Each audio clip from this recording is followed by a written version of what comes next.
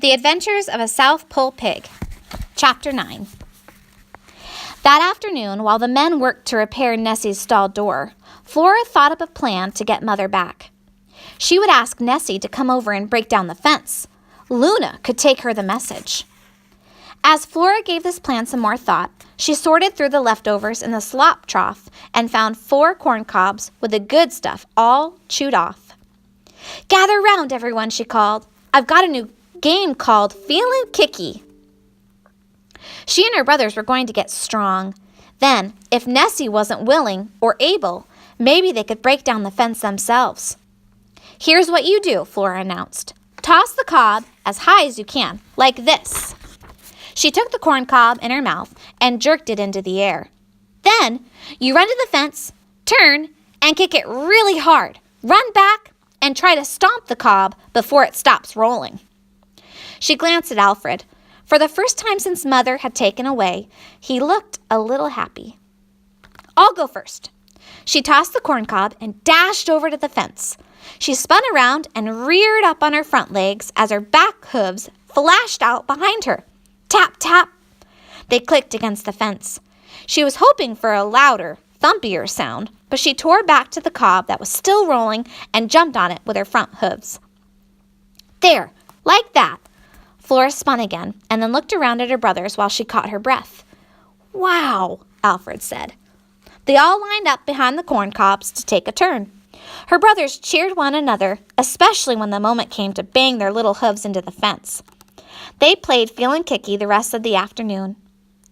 The next morning, Flora got up before everyone else. She walked to the fence and stood for a moment, then spun quickly and kicked. It might have been her imagination, but it felt as if the boards trembled a little. She wished she could show Luna. She ran up the manure pile to see if her friend was anywhere around. Instead, she saw a big truck backing down the gravel road. It came to a stop in a cloud of dust just on the other side of the junk heap, and the wind brought the smell of its exhaust. One by one, her brothers woke and wandered over, peeking with their sleepy eyes between the boards. It wasn't until the engine suddenly quieted that Flora heard the dogs. It sounded like hundreds of them, barking and whining from inside the back of the truck, which is covered by a stained, greasy canvas. 2 strangers and the man with the dark beard came around the corner of the truck and strode purposefully toward the pig pen. What was this? Flora could hardly breathe. "Don't let them catch you," Mother called from her pen. "Stick together and dash from corner to corner." Flora looked at Alfred. Alfred hurried over and glued himself to Flora's side. She nuzzled him for encouragement. "Get ready," she whispered.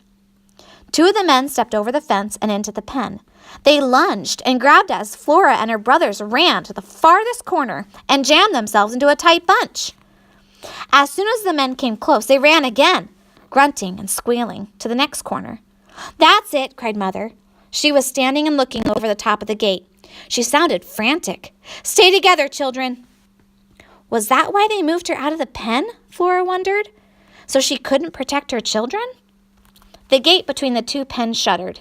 It was Mother throwing herself against the boards. "Don't let them put their hands on you," she shouted. "Don't let them pick you up." The 3rd man lunged at Flora. She jumped sideways to dodge his hands. Even though she was the smallest pig now, she was faster than her brothers.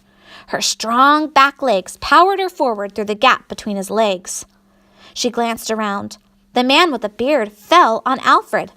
"No!" Flora shouted. She dashed over, aimed for the man's head, spun, and kicked backwards. "Ow! Hey, it's you again," he said. She could tell she missed his head, but the man let Alfred go. The 3 men dusted themselves off. Flora's mother was still shouting encouragement, but Flora's attention suddenly slipped. The dogs in the truck had kept up their barking.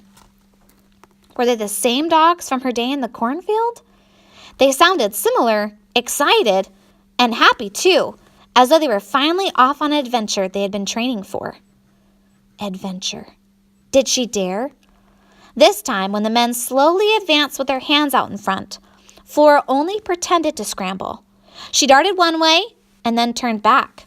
Her brothers, including Alfred, all made a break for the other side of the pen. But Flora stood her ground. "Flora, run!" cried her mother.